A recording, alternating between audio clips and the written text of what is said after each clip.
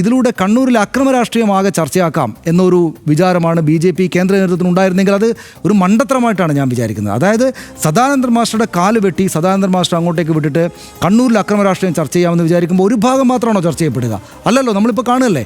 അതായത് ഇദ്ദേഹം അവിടേക്ക് പോയാൽ കേരളത്തിന് പുറത്തുള്ളയിടത്ത് കണ്ണൂർ CPMകാർ ചെയ്യുന്ന അതിക്രമത്തിൻ്റെ ഇരയാണ് ഞങ്ങളുടെ നേതാവ് കാണൂ എന്ന് പറഞ്ഞിട്ട് കേരളത്തിന് പുറത്ത് ഒരു പ്രചാരണം ഉണ്ടാക്കാം. കേരളത്തിന് പുറത്ത് കേരളത്തെ കുറ്റം പറഞ്ഞിട്ട് കണ്ണൂരിനെ കുറ്റം പറഞ്ഞിട്ട് CPMകാർ കുറ്റം പറഞ്ഞിട്ട് അവിടെ എന്ത് രാഷ്ട്രീയമായിട്ട് ഉണ്ടാക്കാനാണ്? കേരളത്തിനകത്ത് പക്ഷേ എന്താണ്ടാവുക? ആളുകൾ മറന്നുപോയിരിക്കുന്ന ഒരു രാഷ്ട്രീയ കൊലപാതക കാലം കണ്ണൂരിലേക്ക് ഇങ്ങോട്ട് എഴുന്നേറ്റ് വരികയാണ് ചെയ്യുക. അതിൽ ആരാണുള്ളത്? അതിൽ RSSും CPMും ഉണ്ട്. അതിൽ ആരാണ് ആദ്യം ഏറ്റവും കൂടുതൽ ക്രൂരത ചെയ്തത് എന്ന് ചോദിച്ചാൽ നിങ്ങൾ നിൽക്കുന്ന രാഷ്ട്രീയ പക്ഷത്തിനനുസരിച്ച് വ്യത്യാസപ്പെട്ടുകൊണ്ടിരിക്കും. പക്ഷേ അവിടെ നിങ്ങൾ കാണും എന്ത് KV സുധീഷ് എന്ന് പറയുന്ന 27 വയസ്സുകാരൻ മാത്രമായിട്ടുള്ള ഒരാളെ വെട്ടി കൊന്നത് കാണും. എത്രയെത്ര ആളുകൾ കയ്യും കാലും നഷ്ടപ്പെട്ടത് കാണും.